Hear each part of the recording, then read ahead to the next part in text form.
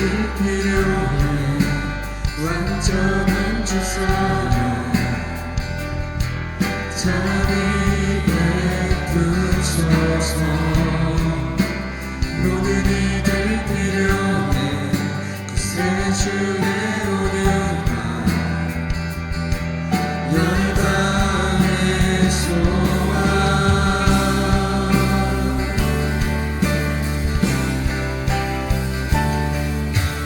예수 산을 옮기시는 내 주는 능력의 주 그는 구원의 주 영원한 구원의 창조자 사랑을 이기시고 예수 부활했네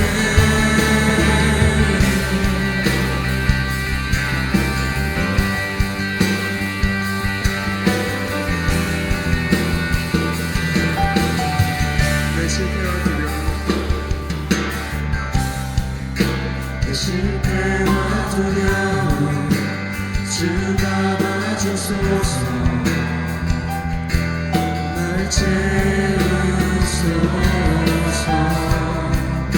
내 삶을 주께 드려 온전히 주가를 주께 순종해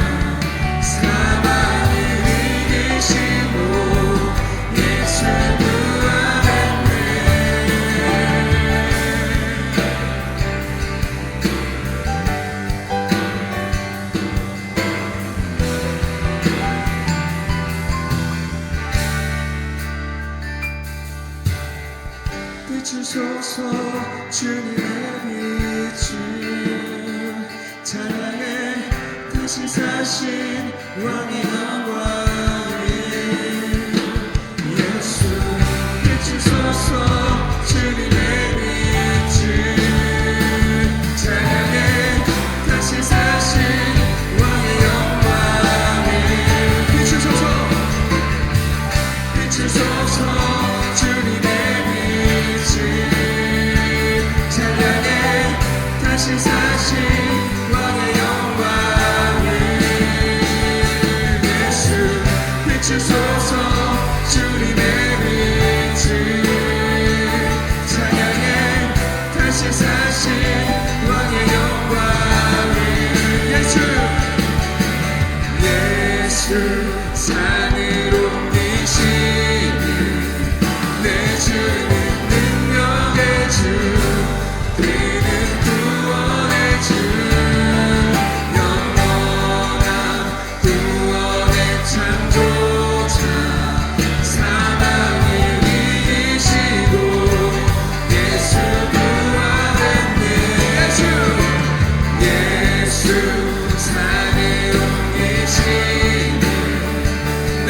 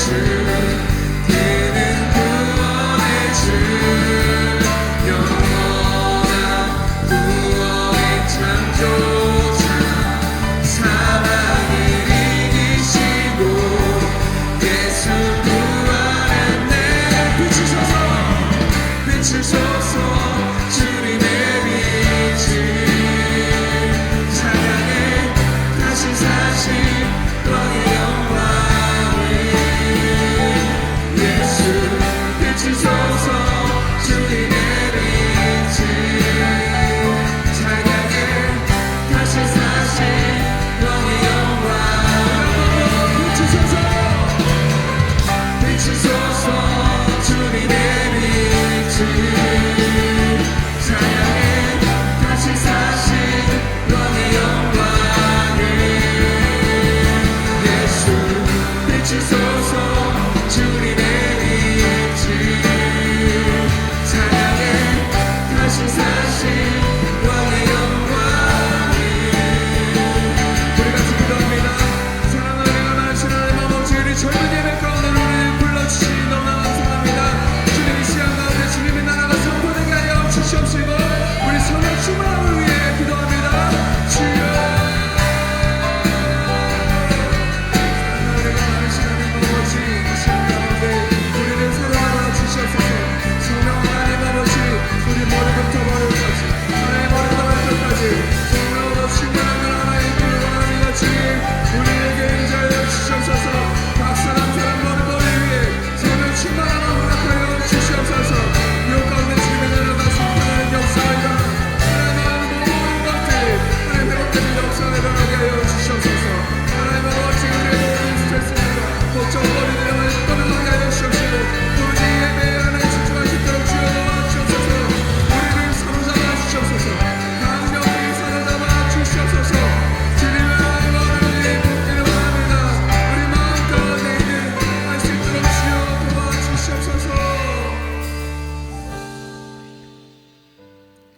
사랑과 은혜가 많으신 하나님 아버지, 이 시간 가운데 우리와 함께 하시니 너무나 감사합니다. 주님 이 시간 가운데 주님의 나라가 선포되는 역사가 일어나게 하여 주시옵시고 그 가운데서 주님을 오직 주님만 찬양하는 이 시간 될 수 있도록 주여 우리를 사로잡아 주시옵소서. 이 모든 말씀 살으시 역사하신 예수님의 이름으로 기도드렸습니다. 아멘. 할렐루야. 우리 더욱더 큰 기쁨으로 찬양하시겠습니다. 우리가 박수 치면서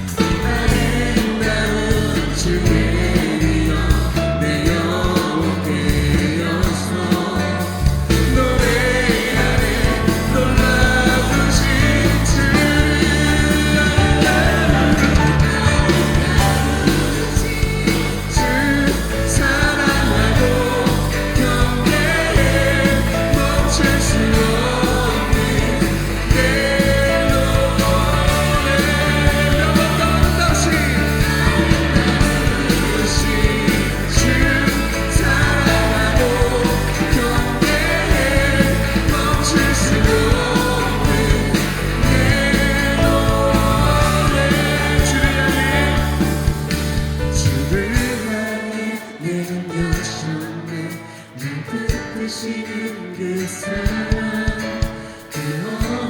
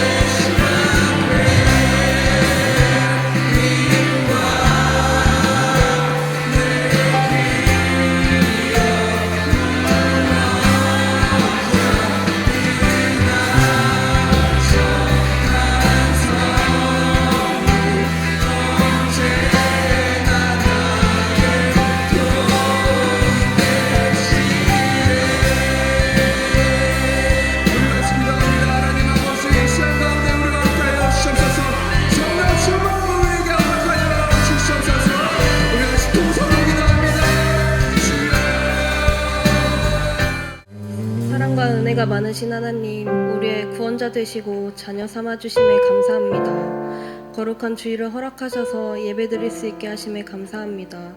지난 한 주간도 우리는 이 세상의 삶에 취해 하나님 자녀답지 못한 생각과 말과 행동을 서슴없이 했습니다. 영적인 갈급함을 세상 것으로 채우려고 했던 순간들을 고백합니다.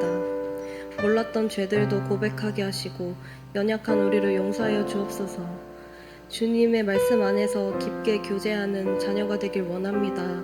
주님의 영광이 드러나는 삶을 살게 하옵소서. 주께서 주신 사명을 붙잡고 나아가길 원합니다. 교회의 비전이 우리의 비전이 되어 같은 말, 같은 마음, 같은 뜻으로 하나 되어 곧 시작되는 가을 사역을 힘차게 시작할 수 있도록 하시옵고, 영혼 사랑의 마음을 부어주셔서 열리는 행복 모임마다 풍성한 열매를 맺을 수 있도록 하옵소서. 가을 사역을 앞두고 방학 기간 놓쳤던 수레바퀴 삶을 붙잡게 하시고 영적으로 회복되게 하옵소서. 새로운 마음을 양육과 훈련으로 하나님 나라 가치관으로 살아가게 하여 주시옵고, 두나에게 1500 비전으로 선교사가 끊임없이 파송되게 하시고 나가든지 보내든지 선교하는 교회가 되게 하옵시고, 15호 단기 선교사 파송을 준비하게 하심에 감사합니다. 준비되는 15호 선교사님이 말씀과 믿음으로 훈련되어 단단한 순종의 마음으로 흔들림 없이 나아갈 수 있도록 하시고, 모든 성도들이 물질과 기도로 보내는 선교사로 세계 비전을 이루는 영광을 누리게 하여 주옵소서. 다음 세대 여름 사역이 하나님 은혜 속에서 마무리되게 하심에 감사합니다. 다음 세대들이 어지러운 세상 속에서도 올바른 하나님 나라 가치관으로 살아갈 수 있게 하옵소서. 하나님 말씀을 들을 수 있도록 길을 열어주시고 온전히 하나님과 깊은 교제를 하게 하옵시고, 예배 자리에 함께하지 못한 지체들도 기억하여 주시옵소서. 부족하지만 우리가 사랑으로 섬기며 우리를 통해 하나님의 사랑을 느낄 수 있도록 하시고 예배 자리가 회복될 수 있도록 하여 주옵소서. 이 시간 드리는 예배가 온전히 성령님께서 주관하시고 은혜와 기쁨이 넘치고 귀하고 복된 예배가 되게 하옵소서. 하나님 홀로 영광 받으시는 예배 되게 하시고 오늘 깨달은 말씀을 두고 가지 않고 한 주간 삶에 적용되게 하여 주옵소서. 예배를 준비하는 사람들의 손길이 있습니다. 그 손길을 기억하여 주시고 은혜 부어 주시옵소서. 말씀을 전해주시는 우리의 영적 리더 되시고 늘 앞서가시는 목사님의 마음과 생각을 지켜주시옵소서. 성령의 능력으로 사명을 감당하며 승리하게 하시고 영적인 민감함과 말씀의 지혜를 주시며 매 순간 건강을 지켜주시옵소서.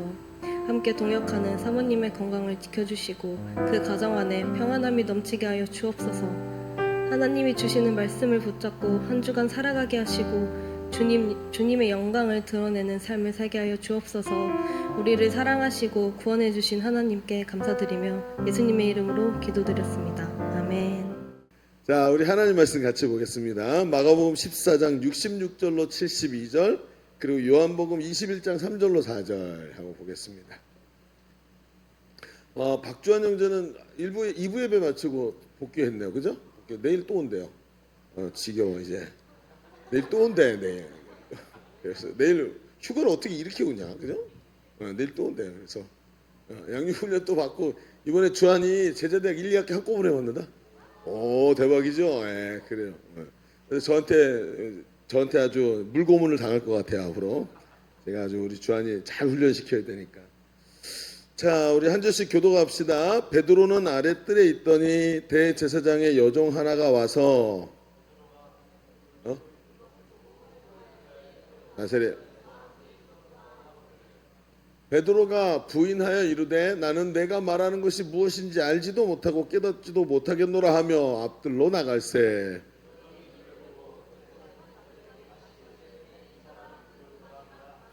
또 부인하더라. 조금 후에 곁에 서 있는 사람들이 다시 베드로에게 말하되 너도 갈릴리 사람이 참으로 그 도당이니라.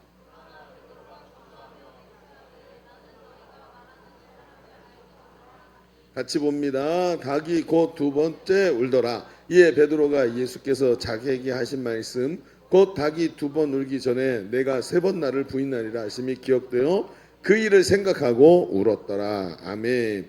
자, 요한복음 21장 3절로 4절을 한 목소리로 이번에 같이 합독해 볼게요. 자, 오늘 주보에는 없지만 우리 같이 합독하겠습니다. 시작. 시몬 베드로가 나는 물고기 잡으러 가노라 하니 그들이 우리도 함께 가겠다고 하고 나가서 배에 올랐으나 그날 밤에 아무것도 잡지 못하였더니 날이 새어갈 때 예수께서 바닷가에 섰으나 제자들이 예수인 줄 알지 못하는지라. 아멘. 자, 여러분 오늘 우리는 조금 무거운 얘기로 이제 말씀을 좀 시작해 보려고 합니다. 여러분 사람은 누구나 언젠가는 자기의 현실과 마주서는 날이 오죠. 여러분은 언제 그런 느낌이 있으셨나요? 저는 어느 날인가 제 키가 작다는 걸 깨닫게 됐어요. 그런 날, 그렇죠? 이게 내 현실이구나. 나는 내가 우리 엄마가 말하는 것처럼 제일 멋진 사람인 줄 알았는데 아니었구나. 이런 것, 그렇죠? 이런 자기 현실과 마주하는 날이 와요. 그날은 대단히 충격적으로 다가오죠. 아, 이게 내 모습이었구나. 나는 이렇게 이상적인 사람이 되고 싶었고 선생님들이 말해주는 동화책이 말하는 또 세상이 말하는 그런 사람이 되려고 노력했는데 결국은 나는 그런 삶을 살려고 했는데 그게 아니고 이게 현실이구나 하고 깨닫는 날이 오더라고요. 그런데 기대와 다르다고 보잘것없는 현실 때문에 우리는 결국 좌절과 절망을 경험하기도 합니다. 그날은 마치 내 바닥이 드러나는 것 같은 부끄러움과 자괴감 속으로 빠져들어가죠. 평상시에는 잔잔한 호수인 줄 알았는데 그 가뭄이 들고 밑으로 쭉 물이 빠져나가면 그 호수 밑바닥에 있었던 더러운 쓰레기들과 여러 가지 흉악한 것들이 드러나는 것처럼 잔잔한 우리의 삶 속에 이게 나의 모습이다라고 생각하고 살았는데 바닥이 드러나는 날, 그리고 내가 나 자신의 현실을 보는 날, 그날 아 이게 내 모습이고 내 현실이구나 깨닫게 되면서 부끄러움과 자괴감 속으로 빠져들어가더라는 거예요.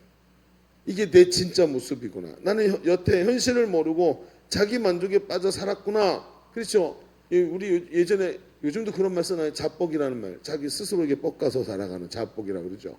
그렇게 살았구나. 우리 엄마가 바라보는 나의 모습이 나 자신을 바라보는 관점이 되어버렸단 말이죠.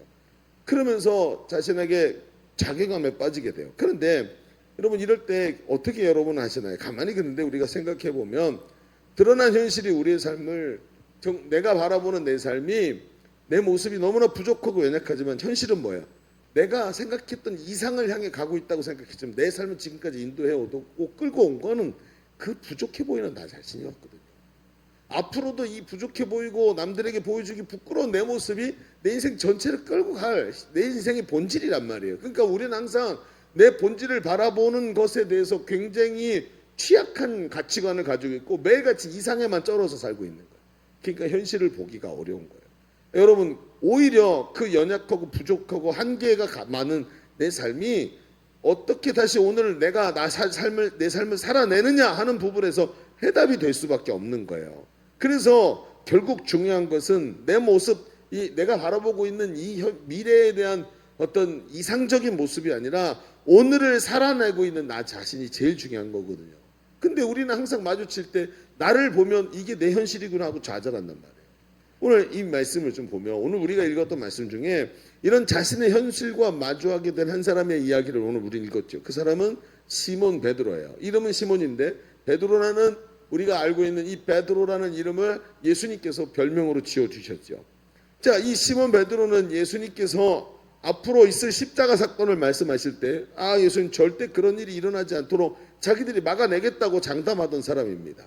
예수님은 그런 그의 모습을 보면서 이렇게 말하죠. 시몬아, 사탄이 너를 밀가부로 타려고 너를 하나님께 청구했다. 달라고 청구서를 내밀었다. 내가 시험해 보겠다고. 마치 욥을 시험했던 것처럼. 얼마나 무서운 얘기입니까? 밀가부르듯이 뭐예요? 옛날에 시골에 가면 키가 있죠. 이렇게 큰 키에, 키 알아요 여러분? 이 키 말고 이 키. 예.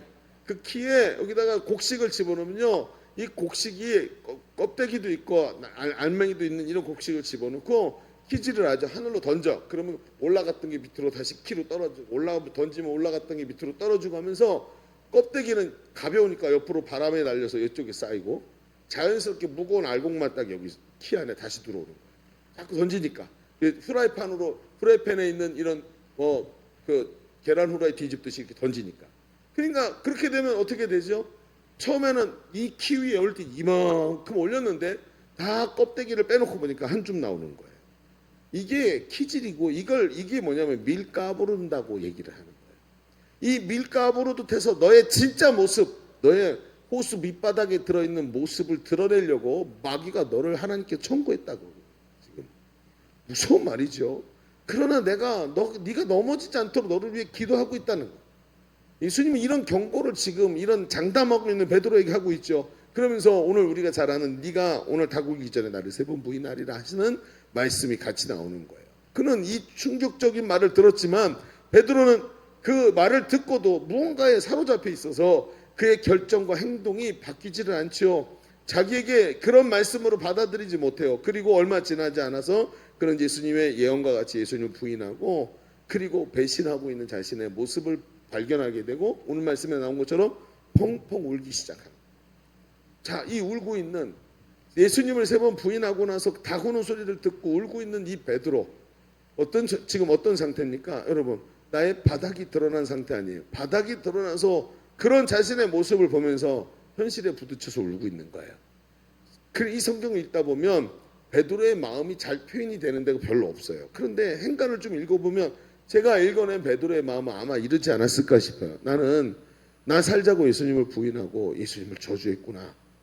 그렇게 아껴주셨고 나를 사랑해 주셨는데 나는 심지어 모두가 주님을 떠나도 나는 예수님 버리지 않겠다고 장담하고 다짐했는데 그게 말처럼 되지 않았어. 사실 돌이켜보면 난 늘 이랬어. 내 인생이 예수님을 만나기 전에도 나는 이런 사람이었어. 맞아. 기억나? 나는 이런 사람이었어. 사실 이게 나야. 나는 하나도 변한 게 없어. 그냥 내가 예수님을 봤고 예수님의 그 능력과 말씀에 흥분해서 그분 곁에 있으면 뭐가 된 것처럼 느껴졌었지. 그래서 나는 그냥 그분을 따랐던 것뿐이야. 그러나 나는 변하지 않았어. 그냥 어부일 뿐이고 예수님이 부활하신 지금도 그래. 나는 그냥 고기나 잡으며 내 인생을 살아야 될 팔자인 것 같다. 아마 그렇게 생각하지 않았을까. 왜요? 자기 현실을 봤기 때문에. 사람들이 많이 이런 자리에 많이 있어요. 저는 신앙인들이 굉장히 많이 쓴다고 생각을 합니다. 정말로. 아닙니까 여러분? 저만 이런 데 많이 섰나요? 저는 정말 많이 섰거든요. 오늘 우리는 이런 베드로의 모습이 남의 이야기로 들리지가 않는 거예요. 왜냐하면 나도 역시 나의 본래 모습과 자주 마주서기 때문에 깊은 좌절에 빠져 울고 있는 베드로를 보십시오. 그는 회복 불가능한 모습으로 보여요. 주님은 이렇게 자신의 바닥을 드러내고 좌절감에 빠진 베드로를 찾아가시죠. 우리가 결론을 알고 있듯이 예수님은 베드로를 부활하셔서 만나주셨고 심지어 디베랴 바닷가까지 찾아가셔서 베드로를 다시 회복시키는 모습을 우리에게 보여주시는 거예요. 자, 오늘 이 말씀을 통해서 우리에게 주시는 하나님의 음성을 좀 들어봅시다. 오늘 말씀을 통해 하나님이 인도하시는 이 회복의 은혜를 받는 이 베드로를 예수님은 어떻게 다루고 계시나? 바닥이 드러나서 좌절감에 빠져있는 베드로를 예수님은 어떻게 만지고 계시나 하는 이야기들을 좀 하면서 우리가 좀 객관적인 모습으로 이 말씀을 좀 바라볼 수 있기를 바랍니다. 자, 오늘 주보를 표지서 3면을 보시면 오늘 말씀의 제목은 나의 바닥이 드러날 때라는 제목으로 하고 오늘 본문은 하나 더 추가됐죠. 그래서 마가복음 14장 66절에서 72절 그리고 요한복음 21장 3절로 4절의 말씀을 가지고 두 가지 얘기를 좀 나눠보겠습니다. 첫 번째는 이런 겁니다. 예수님은 좌절한 베드로를 찾아가서 개인적으로 만나주세요. 그래서 여기서 뭐라 그러냐면 예수님은 관계 회복으로 이끄십니다. 라고 한번 써볼까요? 오늘 쓸 게 좀 있죠. 예수님은 관계 회복으로 이끄십니다. 하고 써보십시다. 예수님은 베드로를 어디로 이끄신다고요? 관계 회복으로 이끄세요. 자, 오늘 이 말씀을 좀 봅시다. 오늘 말씀을 보면 닭이 울고 베드로는 예수님의 말씀을 기억해내죠. 베드로는 통곡하면서 회개해요. 여러분 전해오는 전설에 의하면 베드로가 아침마다 닭이 울면 잠자다가 깨가지고 울기 시작했다 그래요.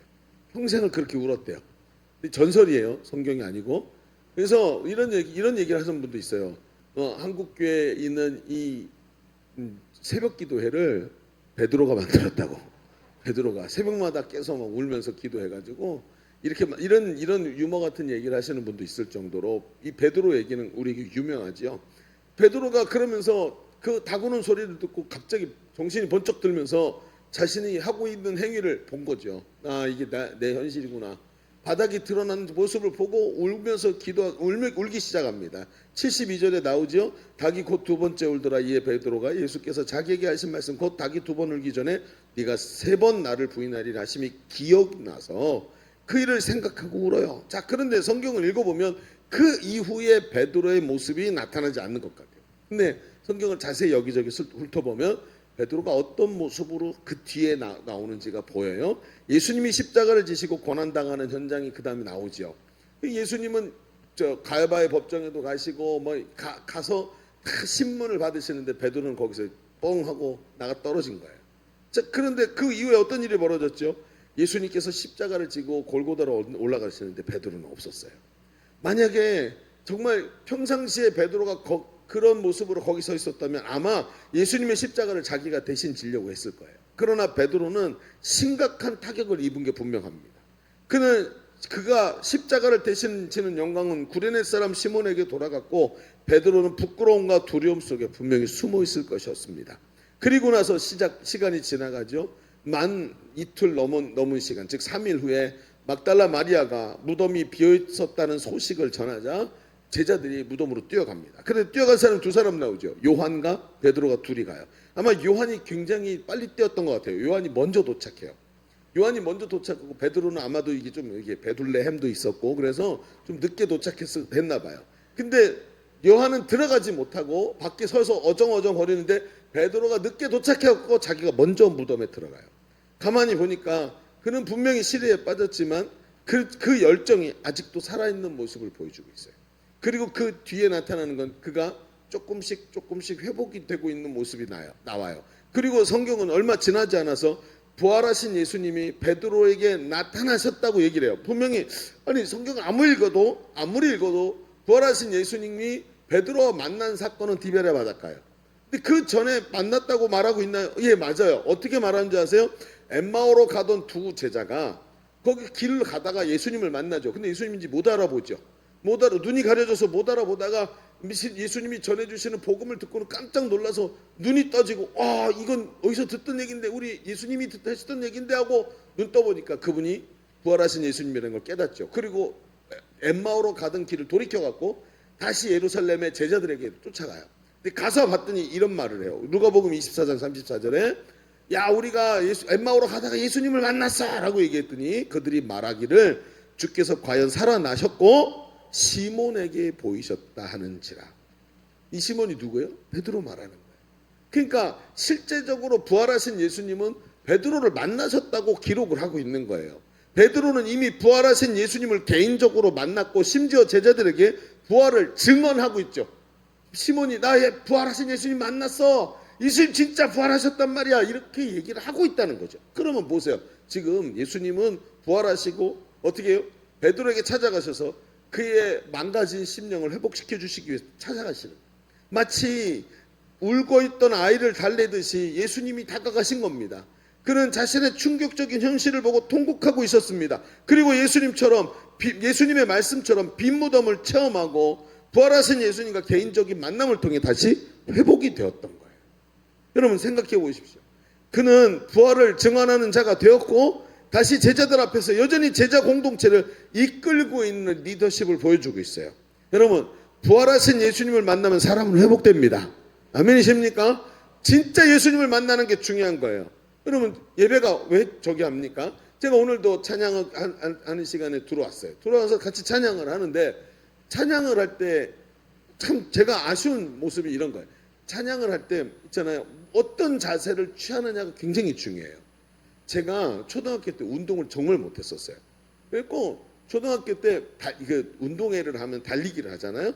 옛날에는 했어요. 여러분 때는 안 했으면 몰라도. 근데 8명씩 10명씩 쳐서 선생님이 빵 하면 뛰어갖고 확 도착하면 거기 저기도 주고 공책도 주고 뭐도 주고 막 이런 것도 했었단 말이에요. 내가 학교에서 체력장을 하는데 제가 뛰었어요. 100m가 그때 보통 100m를 뛰면 보통 친구들이 한 20초 이렇게 25초 이렇게 들어왔었어요. 초등학교 4, 5학년이니까. 근데 제가 뛰면 걔들 다 뛰고 나서 한참 때 들어왔어요. 그래서 뛰었는데 체육 선생님이 저를 부르는 거예요. 부르더니 뭐라 그러냐면 야, 넌 어떻게 네 동생만도 못 뛰냐? 그러는 거예요. 제 동생이 같은 학교 다녔습니다. 이러고 있었더니 가르쳐줄 테니까 다시 떼어봐 그러는 거예요. 그래서 어떻게 하냐면 고개를 숙여. 고개를 이렇게 숙이는. 제가 어떻게 떼었냐면 이렇게 떼었던 거예요. 고개를 흔들면서 막 배를 내밀고 막 이렇게 떼었던 거예요. 허리를 숙이래요. 앞을 쳐다봐. 앞을 쳐다보고 팔을 어깨와 머리를 움직이지 말고 팔다리만 열심히 움직이고 다리를 높이 들어. 그렇게 하는 거예요. 세 가지를 가르쳐 주더라고요. 그 다시 뛰래요. 호다닥 뛰어. 다시 뛰었는데 다른 애들하고 거의 비슷하게 들어온 거예요. 제가 그날 굉장히 중요한 걸 깨달았어요. 자세가 중요하구나. 자세가. 찬양을 하는데 찬양하는 자세가 이러면 이 사람 이미 끝난 거야. 여러분 마음의 자세가 얼마나 중요한지 몰라요. 예배하러 왔잖아요. 앞으로 나오세요. 앞에 오셔서 찬양하는 사람과 한 덩어리가 돼서 찬양하고 하나님의 임재 가운데 들어가겠다고 하는 열망이 있어야 되는 거예요. 그렇게 하면 그 마음의 자세부터 오늘 은혜 받느냐 못 받느냐, 오늘 우리 가운데 임재하신 주님 만나느냐 못 만나느냐의 모습이 완전히 다른 결과로 오게 된다는 거예요. 참 중요하죠. 뭐 얘기하다 여기까지 갔죠? 그래요. 원고에 없는 거 말하면 항상 그 다음에 잊어버려요. 그래요. 부활하신 예수님 만나고 사람 회복된다. 그래요. 그래도 연결이 안 돼요. 너무 멀리 갔어. 너무 멀리 갔다. 그래요. 그래, 여러분 부활하신 예수님 만나면 회복된다 그랬죠? 요한복음 20장에 보면 도마라는 사람이 나오죠. 이 사람도 예수님의 부활의 소식을 듣고 믿지 못하는 모습을 보여줘. 믿음이 없는 거죠. 그러면서 내가 예수님의 이 손에 난 구멍에 손을 만져보고 허리에 창자국에 손을 넣어보지 않으면 믿지 않겠다고 말합니다. 그런데 부활하신 예수님이 오셔서 그를 만나주시죠. 그리고 나서 어떻게 돼요? 완전히 꼬꾸라져 버리는 거예요. 다른 사람으로 바뀝니다. 앞에 얘기했던 엠마오로 가던 두 제자도 보십시오. 시리에 빠졌어요. 예수님께 뭐라 그랬냐면, 아니 예수에 대해서 들어보지 못했냐고. 자기들 예수님 제자인데 뭐라고 얘기해요? 우리는 그가 메시아이길 바랬다고. 아니라는 뜻이잖아요. 얼마나 시리에 빠졌는지 바닥을 드러내고 있어요. 그런데 이 사람들이 예수님을 만났어요. 부활하신 예수님을 자기 눈으로 확인했어요. 그리고 회복되고 감격이 살아나지 않습니까? 그럼 누구나 마찬가지입니다. 부활하신 예수님을 만나야 할 줄로 믿습니다. 그래야 회복이 되는 거예요. 우리 교회는 말이죠, 봄과 가을에 두 번의 사역 텀을 가져요. 그래서 가을 사역이 이제 9월 달부터 시작이 돼요. 근데 우리 교회는 이 사역이 시작될 때 뭐가 있냐면 앞에 회복 캠프라는 캠프가 있죠. 우리 교회 트레이드 마크 중에 하나인데, 이 캠프로 하면 아침부터 저녁까지 하루 만에 이 캠프가 쫙 진행이 돼요. 그런데 이 캠프에 가면 사람들이 엄청난 변화를 경험하는데 이유가 뭐냐면 정확하게 복음을 얘기해요. 저는 매번 20년 동안 이때만 되면 계속 복음만 얘기했습니다. 근데 이상하죠. 매번 사람들이 오면 그 복음을 듣고 변화되고 부활하신 예수님을 체험해요. 새빨간 복음을 전합니다. 희석되지 않고 완전히 예수님의 십자가만 전하고 그 예수님의 십자가를, 부활하신 예수님을 체험하고 만나는 자리까지 가도록 만들어요. 저 십자가가 남의 십자가가 아닌 나를 위한 십자가였음을 깨닫게 만들어요. 그리고 그 십자가에서 주시는 은혜와 회복을 부활하신 예수님을 만나서 체험하게 만드는 것입니다. 그분이 내 마음속에 들어오셔서 바닥을 드러낸 그 내 삶을 회복시키는 것을 체험하게 되죠. 어떤 분들은 와서 평생 짓누르던 압박감에서부터 자유함을 얻고, 어떤 사람은 자기 마음을 떠나가지 않던 용서하지 못하고 미워하는 마음에서부터 자유함을 얻고, 바닥을 드러냈던 그 흉측한 모습들이 부활하신 예수님을 만나면서 모두 다 회복되는 것을 경험해요. 그리고 나니까 어떻게 해요? 복음을 전할 수 있는 용기가 생기고, 자기를 변화시키려고 하는 변화시키는 양육과 훈련의 자리에서 강력하게 변화가 일어나는 거예요. 그래서 말이죠, 우리 교회 홈페이지에 들어가 보면 지난 20년 동안 계속해서 변화된 사람의 간증이 끊이지 않고 나오는 거예요. 가서 날짜를 확인해 보십시오. 날짜가 정확한 그 인터벌을 두고 계속해서 올라가는 걸 보는 거예요. 왜? 계속 양육과 훈련으로 인터벌이 딱딱 맞아 떨어지는 거예요. 부활하신 예수님을 새롭게 만난 사람들이 계속해서 그런 고백을 뿜어내는 것입니다. 여러분 중요합니다. 이건 사실입니다. 정확한 얘기입니다. 어쩌다 보면 잘해봐 어쩌면 그렇게 될지도 몰라가 아니라 항상 그렇습니다. 항상. 그 얘기 뭐지요? 왜 나의 삶에는 저런 주님을 만난 회복이 일어나지 않느냐는 문제에서 정확한 답을 여러분에게 제시하는 거예요. 그렇구나. 하나님은 계속 일하고 계셨지만 내가 그분을 만나는 자리로 가지 않은 거예요. 굉장히 중요한 얘기입니다. 부활하신 주님을 만나면 사람은 회복되는 줄로 믿습니다. 항상 그렇습니다. 여러분 아멘입니까? 항상 예수님 만나면 회복되는 거예요. 회복 캠프와 양육 훈련을 왜 우리가 계속합니까? 이게 없이는 사람이 살아나질 못해요. 복음을 정확하게 듣고 살아계셔서 부활하신 예수님을 만나야 된단 말이에요. 이 만남이 우리 가운데 올 때 우리 내면 세계가 회복이 되고 하나님 앞에서 영적으로 성장하는 체험을 할 줄로 믿습니다. 자, 우리 첫 번째 얘기를 좀 정리해 봅시다. 우리는 지금까지 좌절한 베드로를 찾아가시는 회복시키는 주님의 모습을 보았습니다. 부활하신 주님을 만나서 회복된 성도가 되기를 바랍니다. 여러분 회복 캠프 도전하시기 바랍니다. 응? 여기서부터는 아멘이 좀 안 된다. 이해해요? 예, 이해해요. 예, 여러분 괜찮아요. 하다가 안 되잖아요. 그냥 그만두세요. 다음에 하나님 은혜 주실 때 또 하면 돼요. 물론 그만두겠다고 하면 가만히 그만두도록 두지는 않아요. 도전을 해보세요. 어떻게든 될 수 있어요. 여러분 아무것도 안 하고 도전조차 안 하잖아요. 하나님께 죄송한 거예요. 도전하다가 내가 부족해서 드랍하는 거는 문제가 안 돼요. 그건 부끄러운 게 아니에요. 그치 창수야? 창수 지난번 드랍했잖아. 목사님 못하겠어요. 그리고 가버렸어요. 괜찮아요. 드랍하는 문제 안 돼요. 그럼 괜찮아요. 목사님 열받을 뿐이지 아무 문제 없어요. 아무 문제 없어. 그래요. 우리 교회는 드랍이 일상이에요. 일상. 드랍해도 괜찮아. 근데 중요한 게 뭐예요? 도전하지 않는 게 문제예요. 도전을 하세요. 하나님이 더 역사하실 줄로 믿습니다. 자, 그런데 여기서 이제부터 중요해요. 목사님 설교는 앞에는 저기 암시를 까는 건 줄 알고 있죠?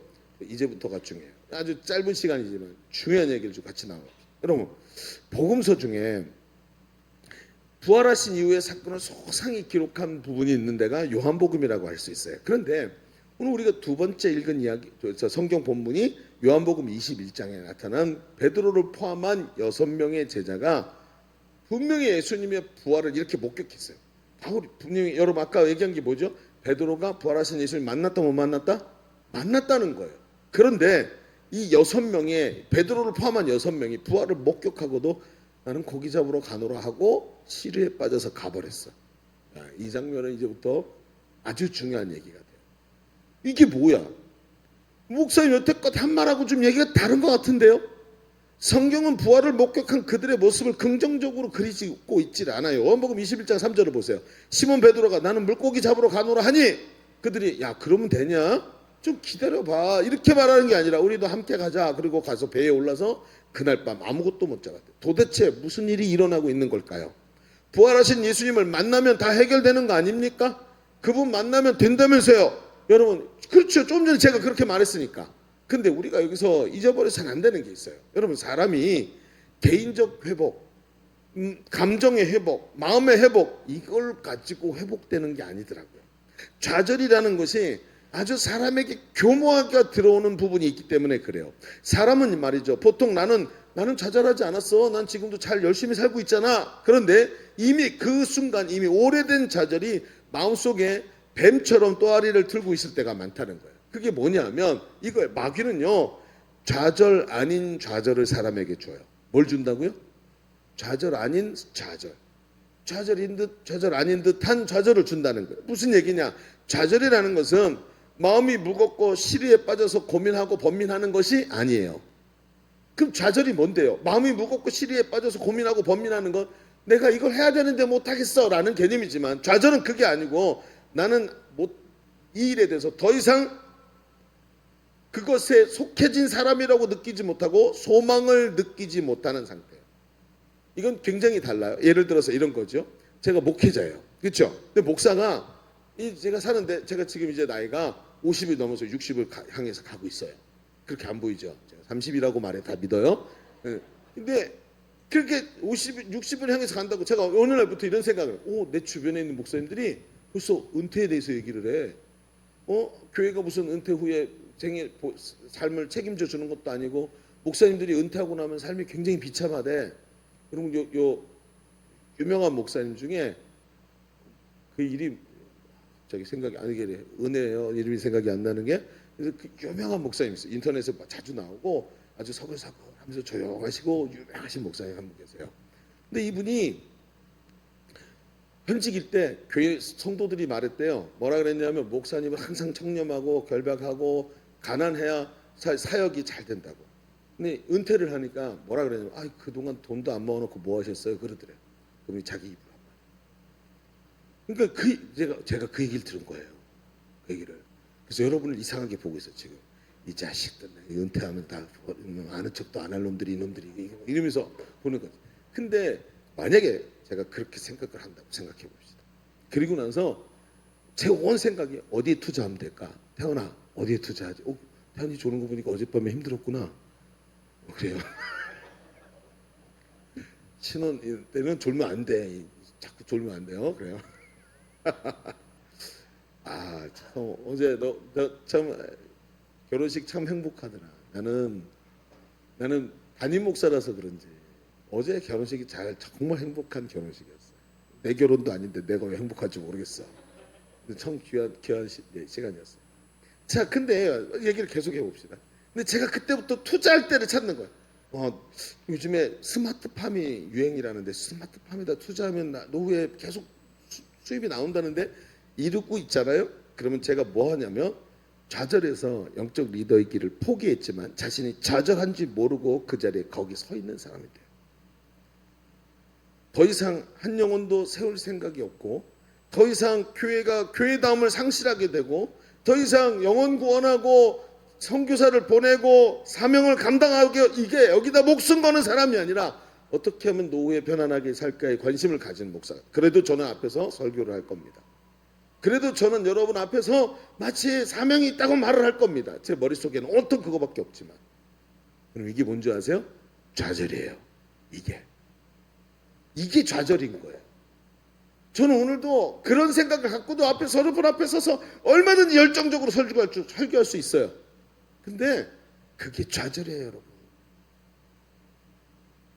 좌절 아닌 것 같은 좌절이 바로 이거예요. 마귀가 하는 짓이 이거예요. 성도가 좌절 아닌 좌절을 만나면 여러분 성도의 가장 기본적인 요소인 하나님 앞에 예배 드리는 걸 빼먹고 있어요. 예배를 빼먹고 주일 성수 안 해. 그래도 난 아무 문제 없다고 생각해요.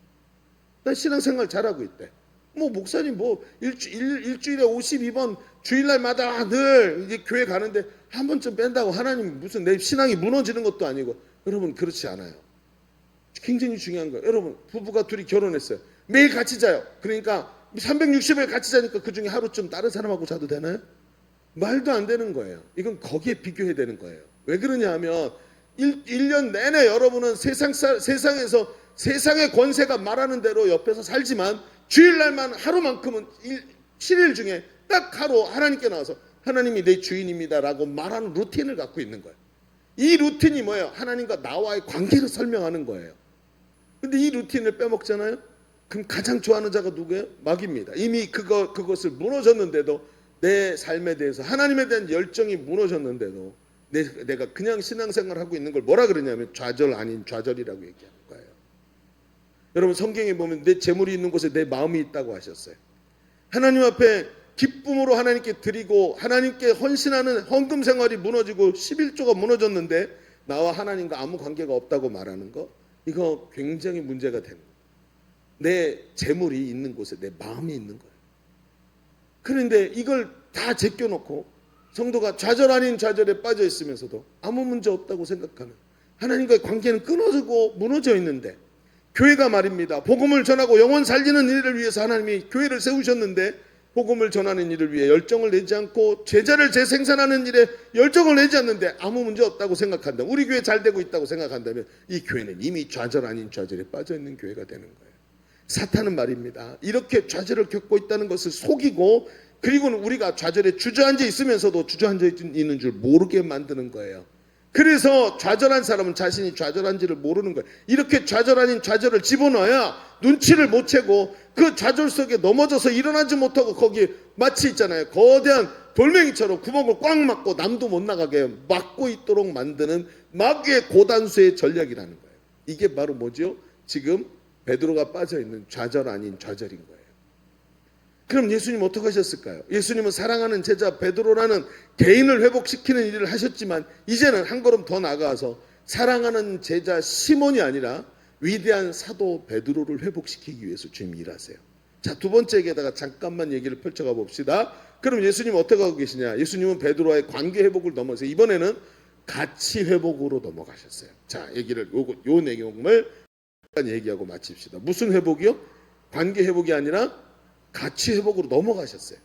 자, 여러분 이제 관계 회복을 했다면 가치 회복으로 넘어가야 되는 거예요. 요한복음 21장에 나타난 이 베드로와 함께 6명의 제자는 부활을 목격했지만 회복되지 못한 상태였어요. 그렇습니다. 좌절 아닌 좌절에 빠져 있었어요. 그 상태에서 예전에 제일 잘하던 일, 물고기를 잡으러 가지요. 그런데 그건 완전한 실패가 되어버렸습니다. 그들은 이미 사람을 낚는 어부로 예수님께 부름을 받았어요.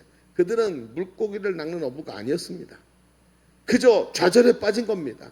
그래서 밤새도록 일을 해도 아무것도 잡지 못한 그날, 아직 어두운데 아유 이제 끝나자 심하이 해야 되나 보다 그러고 있는데 저 호숫가에 물가에 멀리 한 사람이 나타나서 소리를 지릅니다. 뭐 잡은 거 있어? 아무것도 못 잡았어요. 그래요? 배 오른편에 한번 그물을 던져보시오. 그렇죠? 아 지금 무슨 소리 하는 거 이래야 되는데 이 사람들이 좌절에 빠지니까 아무것도 안 되니까 마치 지푸라기라도 잡는 심정으로 머릿속에 아무 가치관도 없으니까 그냥 오른쪽에 던지라니까 배 오른편에 그물을 던졌어요. 근데 이상한 일이 벌어졌죠. 배 오른편 밑에 갈릴리 호수에 있던 모든 물고기가 모여서 반상회를 하고 있다. 다 잡혔어.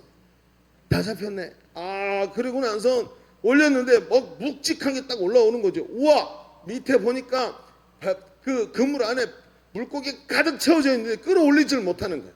옆에 있는 배를 불러서 좀 도와달라고 말해야 될 만큼 막 이러고 있는데 힘을 꾹 쓰는데 그 중에 한 제자가 깜짝 놀라는 거예요. 이거 뭐지? 어디서 많이 본 것 같은 그렇죠? 데자뷰. 뭐지? 어디서 본 것 같은데 이런 생각이 들었겠죠. 그리고 요한이 그게 예수님이라는 걸 알아버립니다. 그러면서 예수님이 그들을 불러서 같이 육지에 올라와서 아침 식사를 하면서 예수님이 제자들에게 물으시죠. 베드로에게 물으십니다. 네가 다른 사람들보다 나를 더 사랑하느냐? 내가 주님을 사랑하는 줄 주께서 아시나이다 하면서 3번을 마치 예수님이 3번 부인했던 걸 다 하나씩 지어내듯이 3번을 물어보시고 대답을 듣고 그에게 용기를 얻게 하시고 그가 위대한 사도로 회복되게 만들어 주시는 거예요. 자, 그런데 여기서 한 가지 질문. 왜 하필이면 갈릴리였을까? 답이 나오죠. 벌써 어떤 분들은 답이 나왔을 거예요. 왜 하필이면 갈릴리일까요? 성경에 보면 예수님이 갈릴리에 대한 이야기를 여러 번 합니다. 내가 3일만 내가 잡혀서 십자가에 죽게 될 것이고 3일 만에 부활하면 내가 먼저 갈릴리로 가서 너희를 기다리고 있겠다. 갈릴리로 와라 하고 먼저 얘기를 하시지요. 그 장면이 성경에는 분명히 기록이 되어 있습니다. 심지어 어떤 얘기도 있죠. 여러분 막달라 마리아가 무덤에 갔을 때 거기서 마리아가 누굴 만나요? 나중에 베드로가 다 간 다음에 천사를 만납니다. 천사가 마리아에게 말합니다. 너에게 말씀하셨던 대로 너희보다 먼저 갈릴리에 가 계신다. 가서 예수님을 만나라 하고 갈릴리로 보내요. 왜 하필 갈릴리였을까? 갈릴리. 어떤 횟집의 이름을 갈릴리라고 해놨더라고요. 왜 하필이면 갈릴리일까 이름이? 왜 하필이면 예수님은 갈릴리로 부르셨을까요? 여러분 갈릴리는 예수님의 십자가 진 자리도 아닙니다. 부활이 일어난 장소도 아닙니다. 선지자들이 갈릴리에서 역사가 일어나겠다고 말한 것도 아닙니다. 다 예루살렘입니다. 성령 강림 사건도 예루살렘에서 일어났습니다. 그런데 이상하지요. 모든 것이 예루살렘에 집중되어 있는데 왜 부활하신 예수님은 제자들을 갈릴리로 불러 모으셨을까요? 십자가에 달리시기 전에도 얘기하셨고 천사를 통해서도 갈릴리로 가라고 갈릴리를 딱 지목하고 있어요. 여러분 우리가 잘 알듯이 예수님을 3번 부인한 사건으로 인해서 베드로는 심각한 트라우마를 가지고 있었습니다. 앞에 얘기한 것처럼 여러분 새벽마다 타구는 소리 들리면 일어나서 울었다고 말할 정도로 트라우마가 있었다는 거예요. 제자 공동체에도 심각한 타격을 받았을 거예요. 그런데 이 좌절에 빠진 제자들을 갈릴리로 불러 모으신 예수님이 그 일을 하시는 장면을 보십시오. 누가복음 5장 1절에서 첫 부름 베드로가 예수님이 오셔서 베드로의 배 위에 앉으셔서 말씀을 전할 때 베드로가 집에 못 가고 거기서 말씀을 듣습니다. 그러다가 감동이 오죠. 성령의 충격을 받아서 베드로에게 말씀하십니다. 베드로야 깊은 데로 가서 그물을 던져라. 그날도 똑같이 밤새도록 고기를 잡았지만 잡지 못했던 날이었죠. 그런데 그 말씀이 자기를 충격을 주니까 말씀에 순종해서 깊은 데로 가서 그물을 내렸는데 그물이 찢어질 만큼 고기가 잡히는 것을 봤어요. 그런데 이상하지요. 예수님이 지금 똑같은 일을 벌이시는 그물을 배 오른편에 던져라.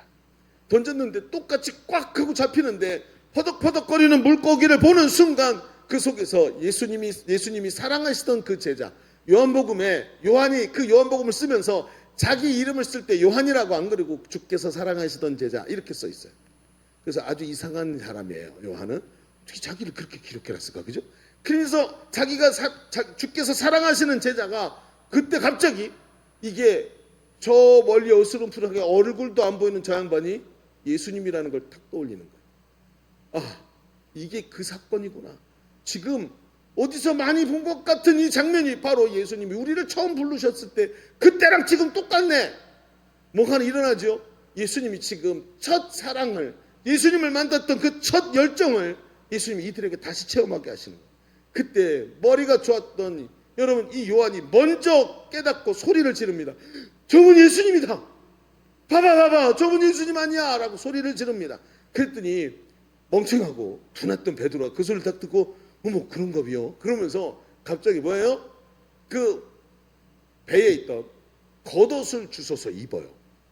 여러분 유대인의 겉옷이 어떤지 아시죠? 커튼같이 생겨가지고 광야에 가면 밑에 카페트도 되고 위에다 치면 텐트도 되고 입으면 겉옷도 되고 별의별 게 다 돼요. 심지어 뭣도 했어요? 예수님이 입상하실 때 호산나 부르면서 어떻게 했어요? 당나귀 잔등에 올려서 안장도 삼고 바닥에 깔아서 카페트도 만들고 희한한 게 겉옷이에요. 근데 이 두꺼운 겉옷을 몸에다 걸치고 물에 풍덩 뛰어들어. 여러분 어떻게 생각하십니까? 이 뭐 같은지 아세요? 머리를 감고 우리 자매들이 드라이를 다 해서 머리를 예쁘게 만들고 화장 예쁘게 하고 귀걸이 하고 정장 딱 입고 신발 딱 신더니 자자하고 이제 침대로 들어가는 거랑 똑같은 거예요. 아니 옷을 다 입더니 멍청한 놈이 물로 퐁 뛰어드는 거야. 여러분 이런 장면들, 이해가 안 되는 장면들은 그냥 지나치면 안 돼요. 가만히 생각해보면 이유가 보이죠. 그렇구나. 유대인들에게는 옷이 뭐예요? 자기의 신분이고 사명이에요. 엘리야가 하늘로 올라갈 때 엘리야의 겉옷이 떨어지는 걸 엘리사가 붙잡고 그걸 능력을 행하는 모습을 보면 하나님, 그 겉옷은 하나님이 부르신 사명이에요. 그런데 베드로가 지금 뭐 하고 있어요? 지금 뭐 하고 있어요? 사명이 뭐예요? 사람을 넘는 어부인데 이게 금을 가지고 고기를 잡겠다고 앉아있는 이 모습이, 자기의 한심한 모습이 갑자기 회복이 보이기 시작한, 이게 아니구나. 그리고 저 예수님인 걸 깨닫고 나더니 자기 겉옷을 다시 입어서 예수 그리스도의 제자로서의 정체성이 회복되는 순간인 거예요. 그리고 어떻게 해요? 물속에 뛰어들어요. 그쵸? 물속, 건배 형제. 굉장히 심각하지 오늘 말씀이. 인상을 쓰고 깊이 생각하면서 말씀 듣고 있는데 왜 얼굴이 인상이 왜 그런가 했더니 분장을 했구나. 그래요. 근데 건배 해병대에서 그 옷을 입고 물에 들어가잖아, 그지? 옷 입고 물에 들어가면 더 힘들지. 맞아. 옷 입고 물에 들어가면 몇 배나 힘들어요, 그죠? 큰 옷을 입고 예수님 베드로가 물에 들어갔어요. 그래 얼마나 힘들까요? 막 허부적거리면서 그냥 생각해 보세요. 예수님께 나갔어. 자, 이 대목은 성경에 없어요. 그냥 행간을 읽어봅시다. 무슨 일이 벌어졌을까? 예수님은 물가에 서 있는데 베드로가 혼자 물속에 뛰어들어 막 이러면서 갔어. 그런데 아직 다른 제자들은 저 물에서 지금 잡힌 고기를 막 끌어담느라고 정신이 없는데 베드로가 예수님이 딱 마주선 거야. 그 옷이 다 젖어서 밑으로 물이 뚝뚝 떨어지고 물이 뚝뚝 떨어지는데 예수님과 이렇게 서가지고 예수님의 얼굴을 마주보고 있는. 뭐라고 얘기하면 될까요? 여러분이라면 그 성경 사이에다가 뭐라고 쓰겠습니까? 저 같았으면 그리고 우리는 아무 말도 하지 않았다 이렇게 썼을 것 같아요. 그리고 우리는 아무 말도 하지 않았다. 여러분 무슨 말이 필요합니까? 예수님의 눈빛을 바라보면서 여기서 턱에서 머리에서 물이 뚝뚝 떨어지는 그 모습 예수님이 바라보시면서 얼마나 가슴이 뜨거우셨을까. 거기 서 계시는 예수님을 바라보고 있는 이 정체성이 회복된 베드로는 지난 3년간 예수님과 함께했던 수많은 시간들이 다 주마등처럼 지나가면서 다 깨달아지기 시작한. 그래서 예수님이 이렇게 말씀하셨어. 주님이 이렇게 얘기하셨었구나 하고 깨달아지면서 점점 이 속에 끊어졌던 다리가 연결이 돼서 다시 소통이 일어나는 것처럼 갑자기 좌절로 끊어졌던 다리가 연결되는 거예요. 예수님이 내가 너로 사람을 낚는 어부가 되게 하리라 하셨던 말씀이 회복이 되면서 자존감이 회복되면서 처음 만났던 그날 정말 뜨겁게 주님 앞에서 주님 나를 떠나서서 나는 죄인입니다라고 말했던 그 뜨거운 열정이 회복이 되면서 사명이 회복이 되고 베드로가 저 중심이 회복이 되는 것을 경험하는 거예요. 그 베드로가 하는 말이 뭐예요? 네가 나를 더 사랑하느냐라고 말할 때 잠시도 쉬지 않고 이미 회복이 된 베드로가 내가 주를 사랑하는 주께서 아시나이다 라고 말할 수 있게 된 거예요. 여러분 정말 중요합니다. 예수님은 예수님을 부인한 깊은 상처가 가슴에 콱 박혀있던 베드로를 용서하시고 사명자로 부르셨던 그 아름다운 기억으로 예수님이 베드로를 다시 초청하시는 거예요. 가출했던 자식이 돌아온 것처럼 그 돌아온 자식에게 따뜻한 음식을 차려주는 어머니의 밥상을 예수님 마련하셔서 그날 아침에 돌아온 자식을 아무 일 없이 받아주던 것처럼 그들에게 아침 식사를 제공하고 아무 말 하지 않고 음식을 먹는데 저들이 다 깨달아지기 시작합니다. 그저 조용히 같이 식사를 했고 따뜻한 밥상에서 나오는 진한 정이 아직도 서늘한 새벽 공기를 훈훈하게 데우고 있는 것을 체험하게 됩니다. 갈릴리는 바로 그런 회복의 자리였던 거예요. 그래서 예수님이 그들을 갈릴리로 부르신 겁니다. 여러분 그렇습니다. 우리가 용기를 얻는 자리가 어딘 줄 아십니까? 오늘 가슴 뜨겁게 찬양 하나 불렀다고 되는 게 아니에요. 오늘 설교 한 편을 다 알아들었다고 되는 게 아니에요. 오늘 우리가 용기를 얻는 자리가 어디냐 하면 바로 이 갈릴리라는 거예요. 우리가 좌절해서 회복되고 용기를 얻는 자리는 주님을 가슴 뜨겁게 처음 만났던 다 바로 그 자리 갈릴리야. 내가 너를 사람을 낚는 어부가 되겠다고 하면서 부르셨던 그 처음에 그 소리가 내 가슴을 막 울렸던 그날 바로 만났던 그 자리 갈릴리가 바로 우리를 회복시키시는 자리.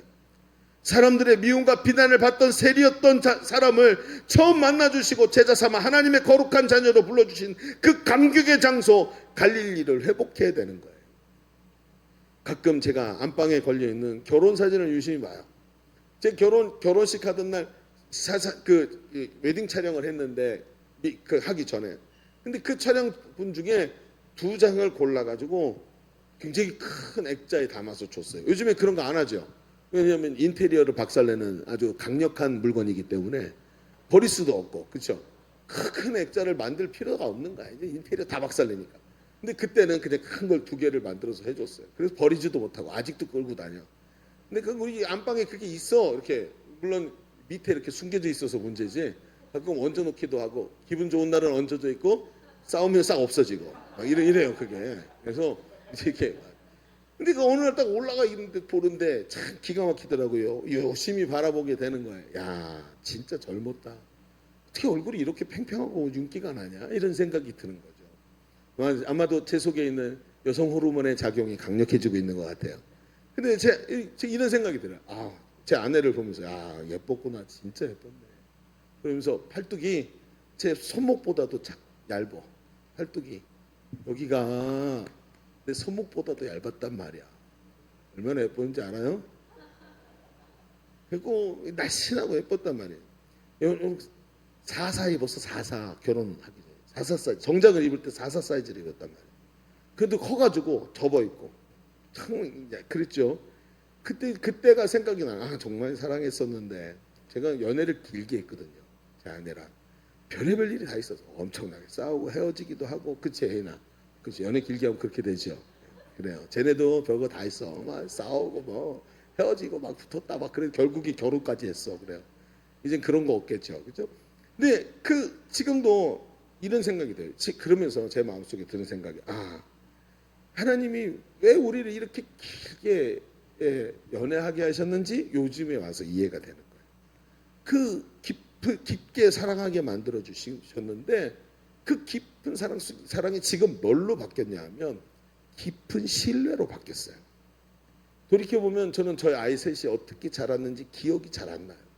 아이들 어렸을 때 모습이 잘 생각이 안 나. 왜냐하면 두날기 한다고 이 사역하니라고 제자 세우고 양육하고 하니라고 밤 시간을 다 썼기 때문에 저녁 때 집에 들어가면 애들 자는 모습밖에 못 보는 거예요. 그러니까 이게 뭐 기억이 안 날 정도지. 그러니까 부부가 어땠겠어요? 잘 대화를 많이 하거나 어디 뭐 여행을 많이 가고 아니요, 그런 거 없었어요. 늘 사역이었어요. 제 아내도 아이들이 자라고 나서 늘 사역의 현장에 셀리도로 있었어요. 그러니까 여러분 이 사람 만나고 저 사람 만나고 하면서 오해가 얼마나 많을까요? 얼마나 많은 이야기와 얼마나 많은 게 지나다니면서 여러 가지 생각이 나. 그런데 그 많은 이야기가 돌아가고 많은 문제가 생길 때 저와 제 아내는 신뢰가 굉장했어요. 그렇죠? 아니까 오랫동안 그 사람의 마음을 느끼고 대화를 많이 하면서 왔기 때문에 그게 신뢰가 바탕이 됐고 그 신뢰가 깊은 신뢰가 저희 가정을 지켜냈고 지금 그 깊은 신뢰가 우리 예일교회를 지켜내고 있다는 걸 저는 느끼고 있어요. 우리 교회 부목사님이 있죠. 이름이 사모님이라고. 그렇게 많은 사역을 감당하고 있어요. 그럼에도 우리 교회가 이렇게 세워져 가고 있는 곳에 제가 바로 그 사랑이 지금 이렇게 변해서 작용하고 있다는 거예요. 제가 어렸을 때 공부 안 하고 연애질 한다고 부모님께 야단 많이 맞았는데 요즘에는 크게 연애를 잘했다고 자랑스럽게 여기고 있습니다. 여러분 생각해 보십시오. 갈릴리는 사랑의 자리이고 소망의 자리입니다. 첫사랑의 열정을 회복하는 자리입니다. 아, 내가 바로 그런 사랑을 받았지. 우리 이렇게 좋았지 하면서 주님이 주셨던 그 첫사랑을 다시 회복하게 하기 위해서 데자뷰를 만들어낸 자리가 바로 이 자리란 말이에요. 예수님은 지금도 우리와 그 사랑을 회복하기를 원하십니다.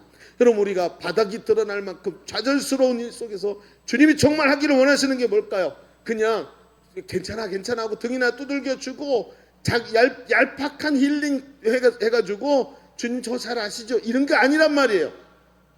주님이 진짜 원하시는 게 뭡니까? 주님과 처음 만났을 때 주셨던 하나님 나라의 그 가치와 원대한 주님의 비전을 다시 깨달아 내가 너로 사람을 낚는 어부가 되리라 하셨던 그날에 대단한 주님의 부르심의 자리를 다시 회복하고 영적인 권태기를 뛰어넘어 좌절이 아닌 오늘 하나님께서 주시는 은혜의 자리, 부르심의 자리에 다시 서기를 원하시는 게 아닐까요? 여러분 주님이 지금 말해요. 우리 얼마나 사랑했었는지 기억나니? 우리 처음 만났던 갈릴리에 거기서 너를 다시 만나고 싶구나.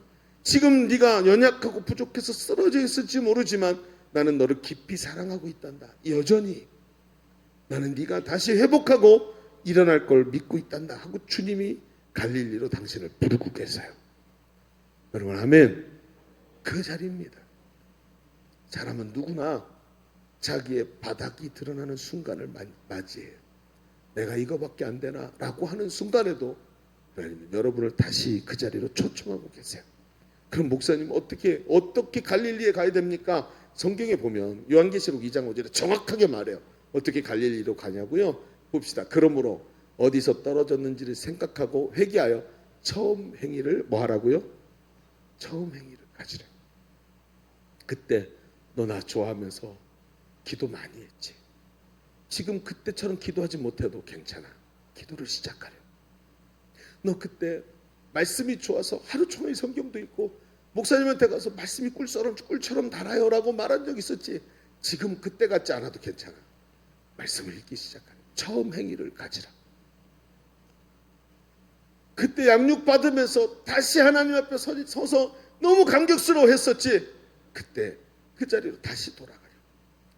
괜찮아요. 부족하면 중간에 드랍하면 돼요. 장수처럼. 괜찮아. 근데 시도조차 못하는 건 주님이 부르시는 갈릴리로 가지를 못하는 거야. 여러분 주님이 부르심의 자리를 회복하시기를 바랍니다. 말씀, 기도, 예배가 회복이 되는 게 첫 번째예요. 그걸 통해서 처음 주셨던 그 기쁨을 다시 회복하고 세워지는 거예요. 사람이 자신의 바닥이 드러날 때 자신의 현실을 보고 깊은 회의감에 빠집니다. 그래서 베드로처럼 열정적인 사람의 특징은 그 열정만큼이나 좌절도 크게 찾아오는 거예요. 그때 우리는 회복을 주시는 부활하신 주님을 만나야 합니다. 그러나 영적인 회복은 인간적 문제가 사라지고 나 개인적 회복과 관계 회복으로 되는 것이 아니라 무너진 가치의 회복이 일어나고 바로 하나님 주신 사명의 회복, 처음 만났던 그 하나님 주신 은혜의 회복이 오늘 우리 가운데 일어나야 하는 것입니다. 오늘도 주님은 자신의 바닥을 드러내고 좌절에 쓰러져 있는 당신을 포기하지 않으십니다. 그 주님을 만나기 위해서 갈릴리로 가시기를 바랍니다. 여러분 지금 일어나십시오. 그리고 주님이 기다리고 계시는 처음 만났던 갈릴리에 가서 주님과 회복하고 담대히 승리 자리에 설 수 있는 여러분이 되기를 바랍니다. 자, 우리 찬양 하나를 부릅시다. 우리 지난주에도 잠깐 불렀던 찬양인데, 모든 것이 끝났다고 말하는 사람들의 말을 듣지 말아라. 하나님은 아직도 너에게서 시선을 떼지 않았다. 세상에서 답을 찾지 말아라. 사람들을 의지하지 말아라. 너의 모든 문제는 하나님만이 해결할 수가 있다. 기도를 쉬지 마라. 찬양을 멈추지 마라. 빨리 올라와라.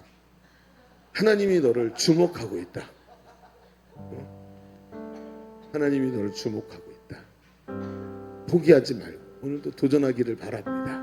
자, 우리 찬양합시다. 모든 것이 끝났다고 말하라. 모든 것이 끝났다고 말하는 사람들의 말을 듣지 말아라. 하나님은 아직도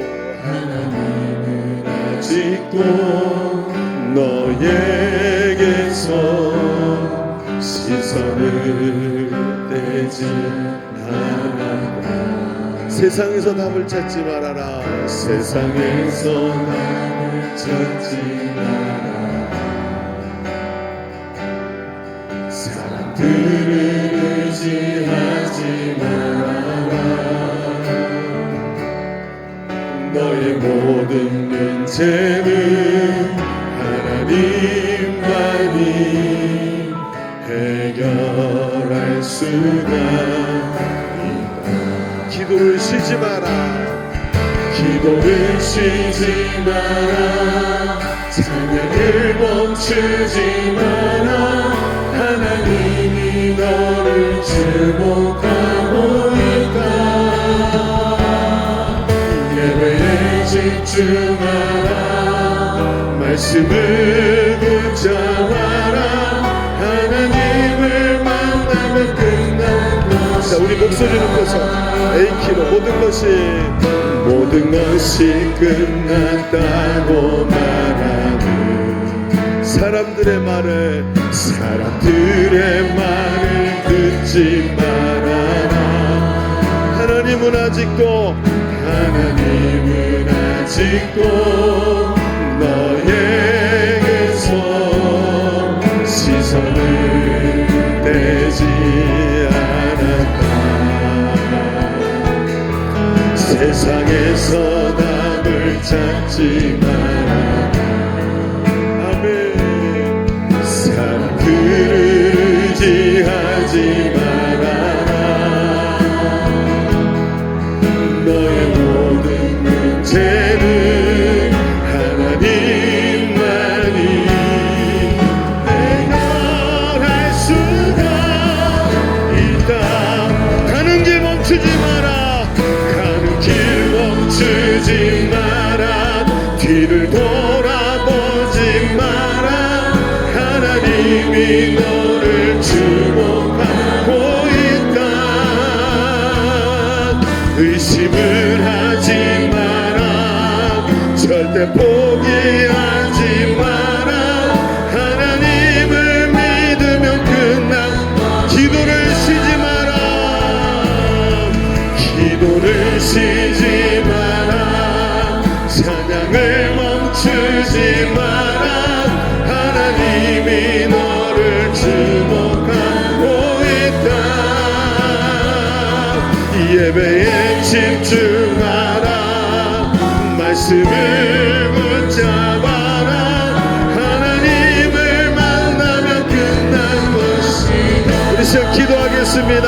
오늘 말씀을 통해 주시는 도전을 붙잡고 하나님 앞에 고백하며 기도합니다. 우리 주님 외칩시다. 주여. 할렐루야. 하나님, 오늘도 이 말씀이 우리를 새롭게 하는 줄로 믿습니다. 하나님, 부활하신 주님을 만나고 전전에 빠져서 하나님 앞에 얹지 못했던 나의 손을 주님이 이제는 회복시키시는 줄 믿습니다.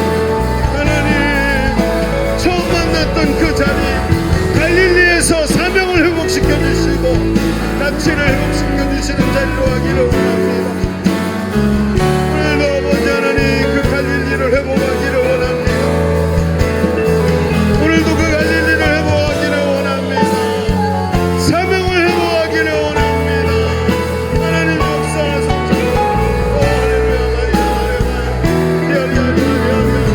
하나님 저택정뱅이를 회복하게 하소서. 처음 주님을 만났던 그 열정과 그때 아버지 하나님 주셨던 것들을 회복하며 하나님 앞에 달려나가는 나의 삶이 되도록 하나님 인도하여 주옵소서.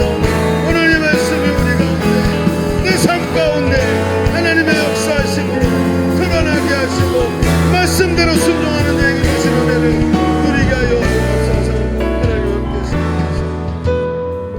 하나님 참 감사합니다.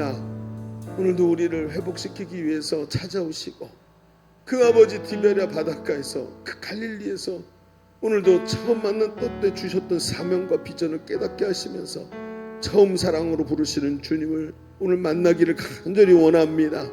좌절 속에 좌절 아닌 듯한 그 좌절 속에 빠져서 오늘도 속는 자가 되지 말고 온전히 하나님 앞에서 부르심 앞에 순종하며 승리하는 주의 자녀 되게 하여 주옵소서. 오늘도 함께 하시는 하나님께 감사드리며 예수님의 이름으로 기도하옵나이다. 아멘. 우리 모든 영광을 하나님께 올려드립니다. 아멘.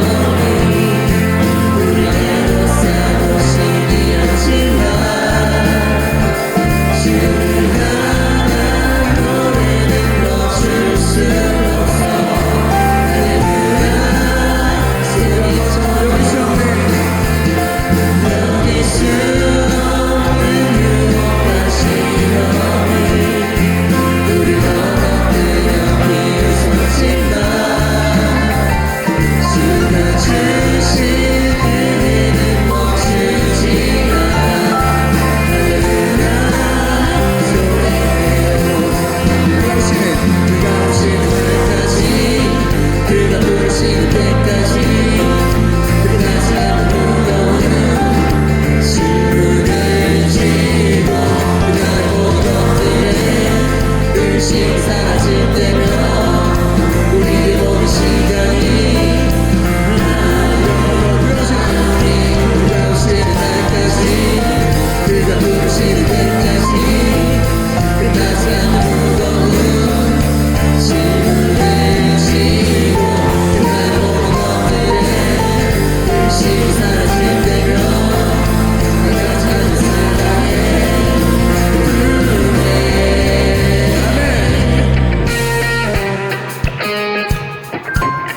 오늘 순간에 우리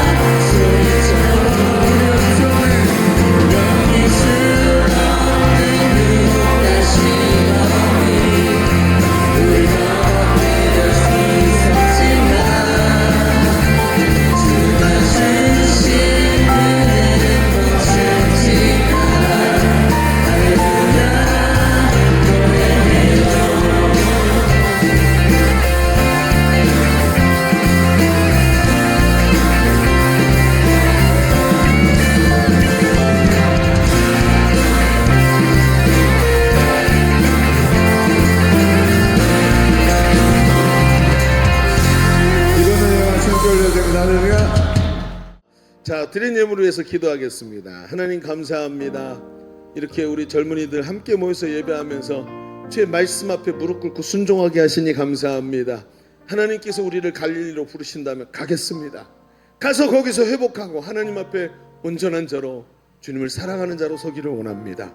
하나님, 이 고백을 주님 들어주시옵시고 저들에게 축복하여 주옵소서. 하나님께 예배 드리면서 하나님께 예물을 올려드렸습니다. 11조를 구별하였고 감사를 일일이 하나님께 올려드립니다. 믿음의 고백으로, 신앙의 고백으로 올려드렸습니다. 하나님, 주일 예배 헌금을 하나님께 정성스럽게 드렸습니다. 하나님, 예물을 받아 주시옵소서. 하나님의 왕되심을 선언하였사오니 하나님께서 책임져 주시고 다스리시며 주의 통치가 넘쳐나는 우리의 삶이 되도록 축복하여 주옵소서. 한 주간의 삶도 함께 하시고 성령께서 인도하셨다고 말할 수 있도록 충만하게 역사하여 주옵소서. 감사드리며 이제는 우리 구주 예수 그리스도의 은혜와 아버지 하나님의 지극하신 사랑하심과 성령님이 내주하시고 교통하시는 은혜가 오늘 모여 함께 예배하는 모든 사랑하는 주의 자녀된 우리 젊은이들 머리머리 위에, 우리의 삶과 미래 위에, 하나님께서 안내하고 계시는 귀한 삶의 현장 위에, 주님께서 피값으로 사신 주의 몸된 교회 위에, 이 나라의 민족 위에 이제로부터 영원토록 함께 거하시기를 간절히 축원하옵나이다. 아멘.